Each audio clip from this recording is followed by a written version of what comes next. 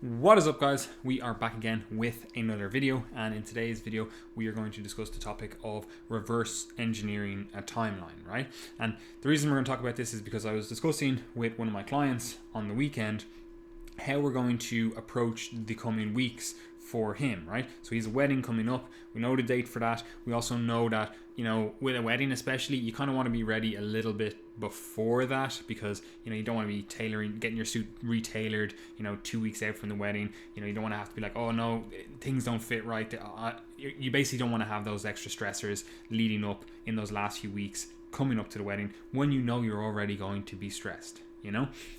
So we're looking at, for this individual, being ready roughly 4 weeks before the wedding, right? Now that does one thing. First of all, that gives us a little bit of wiggle room, so if something goes wrong in the time period we've allotted, we can go, okay, well, we do have this little bit of a buffer zone of 4 weeks in this case, where we were effectively being ready ahead of time, right? So that's the first thing I would suggest. If you do have a date in mind, you want to have some sort of buffer zone in place, and this applies if you are a fitness competitor or you're just dieting down for a holiday. You want to tone up a little bit. Now, obviously, it doesn't necessarily apply to the individual who is just trying to lose a little bit of weight, doesn't have a particular date in mind for that, just wants to kind of tone up, lose some weight. The sus, right? So, again, with this individual, we're looking at this. We want to be ready about 4 weeks out from the big day,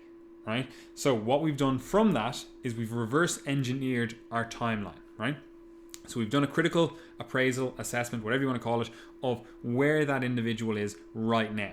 So we have a rough idea of how much weight we have to lose to get to the position we want to be in. Now, this is obviously a lot of educated guesswork. I can't accurately say this is the exact amount of body fat you have and this is how long it's going to take to lose that body fat. You're going to get some metabolic adaptations. You're going to get some inaccuracies in actually assessing, the body fat percentage versus the muscle percentage. Because again, we've been in a gaining phase for the last while, where we've really been looking to put on some muscle, really been looking to grow, get stronger, all of that good stuff. Right? And we've kept fat gain pretty much in check. However, that doesn't mean that's just visual fat gain that we can see. There could be more fat gain in and around the organs in the torso that we just can't see. There could be fat gains within, like, almost intramuscularly in and around the muscles that isn't as visible as, the stomach fat here, for example.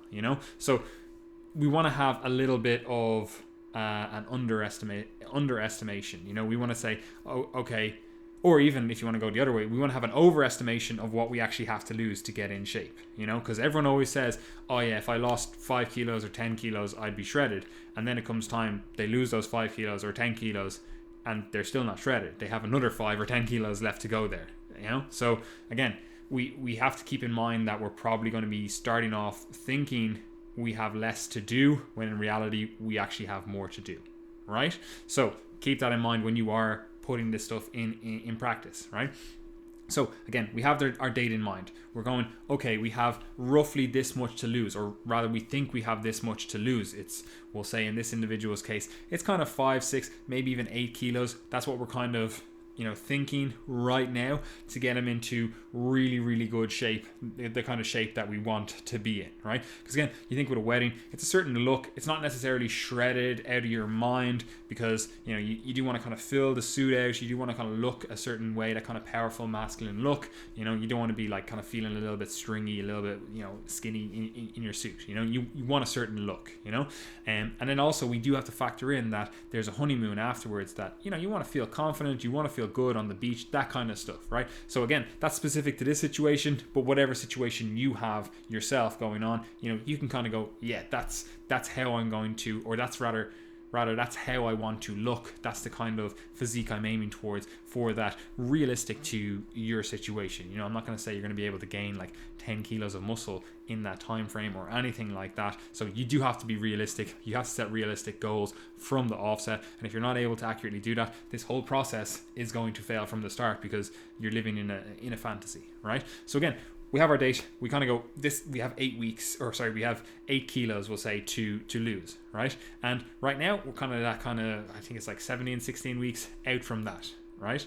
or rather we're not that far out just yet, or we're not that close just yet, but that's what we're kind of going, that's how much time we want to allot, not including the 4-week buffer that we've created. So we've got 20 weeks out from, being ready for the big day, right? And then from that, we can kind of go, okay, so this is the weight we're at. This is the weight we want to be at. So that means we have to lose whatever it is, half a kilo per week, 250 grams per week, a kilo per week, whatever it is, and that's the first thing you need to do with setting a realistic time frame.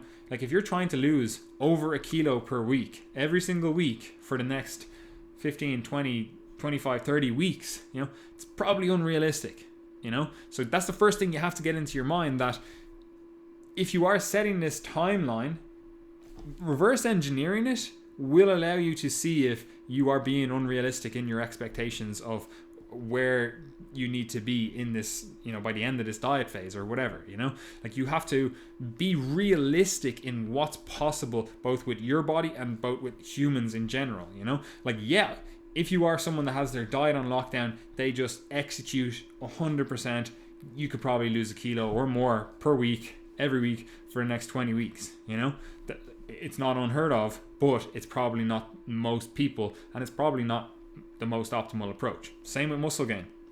There's going to be individuals out there that just week on week can gain muscle. Every month they're gaining literally a kilo of just pure muscle, and they do that for whatever, a year or so, and you're just like, wow, this person has a great response to training, they're a hyper responder, whatever.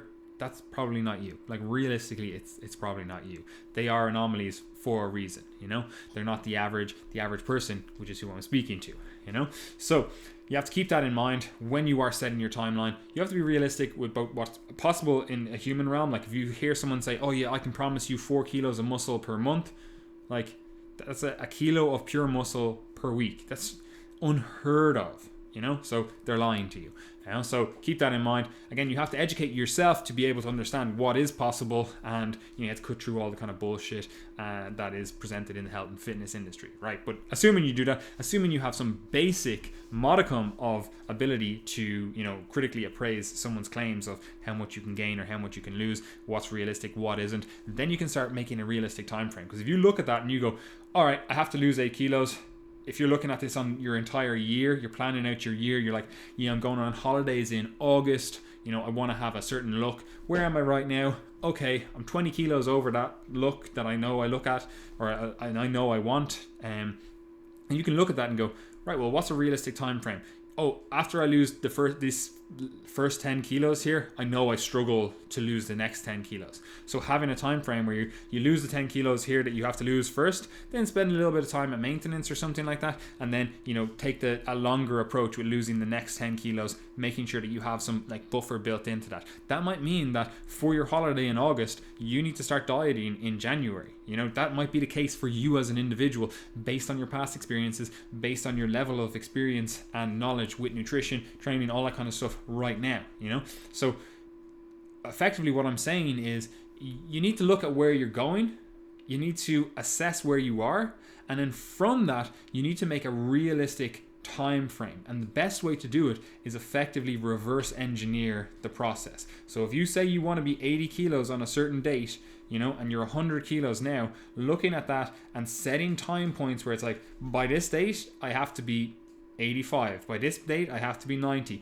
by this date I have to be 95, and then this is where I am right now. Like you have times along that, timestamps effectively along that timeline where you're like, okay, I have to be a certain weight by a certain time if I'm going to hit this goal. Again, it could be like you have to lose half a kilo per week, and if you are starting out and you're like, okay, this is actually unrealistic, then you have to reassess the entire timeline. And again, that means that you have to then reassess what you are able to achieve at the end of that, or you have to reassess your approach, right? And if you only know a certain way of dieting, like say you only know cutting out carbs, that's the way you diet, that's how you get results, and it's not working fast enough for you, then you have to reassess your plan of attack to actually achieve the goals that you set out to achieve, So effectively set a timeline. If you say, again, you want to be ready by this date, then you have to reverse engineer from there and go, okay, so that means that I have to lose in the next 12 weeks, I have to lose 20 kilos.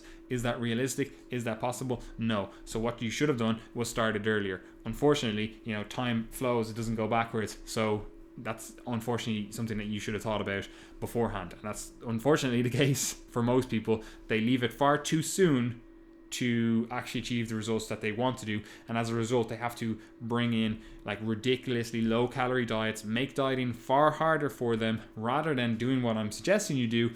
Have a look at your year, have a look at the dates, the times, and all that kind of stuff that you're likely, or have certain things that you want to be ready or look a certain way for, and all of that, and then reverse engineer your year, your months, your weeks, and everything up to that point, and go, okay, so if I want to be ready holiday in August, but I also have a wedding in June, what does that mean? Okay, so I actually want to, not be too, skinny, not be too shredded for the wedding, but I want to be really, really shredded for the August holiday, That's again a certain plan then you put in place to achieve that, rather than doing what most people do and effectively coming up to May and going, oh shit, I said I was going to get myself in shape in January. I started a New Year's resolution. I wanted to look a certain way for June or whatever, look great on my holidays, feel great in the sun, whatever it is. And they come to May and they're like, oh fuck, I should really start doing something. And then they start a low calorie diet, super low calorie diet. They exercise goes off the charts, and they do that for 2 weeks, and then they fail. And then they go, oh, dieting just doesn't work.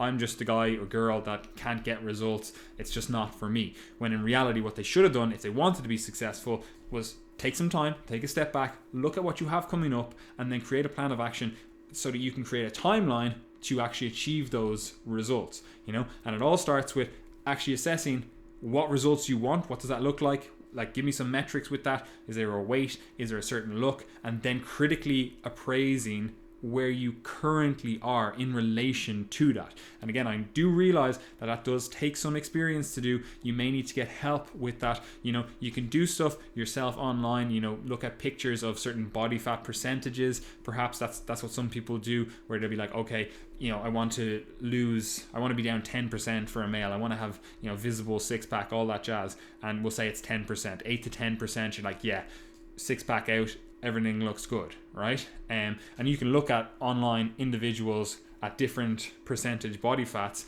and go, okay, so that's what 8 to 10% looks like. That's what I'm aiming towards. And then you compare yourself to these pictures and go, oh, okay, so I'm actually 18 to 20%. So that means that I have to lose 10% of my body weight to actually get to where I want to be, And then you look at that, you go, 10% of my body weight, like I'll just use me as an example, roughly 100 kilos. That means I have to lose 10 kilos to drop that 10% of my body weight in terms of body fat, Now, obviously there are some variables here, like water weight, stool volume, like bulk in your actual like stomach and digestive system, all that kind of stuff. But just assuming it's all fat that we lose, you can go, okay, I actually need to lose roughly 10 kilos. If I want to be ready in 10 weeks time for an event, like say I'm going on holidays in 10 weeks and I have to lose 10% of my body fat, that means I have to lose 1 kilo every single week for 10 weeks straight, right?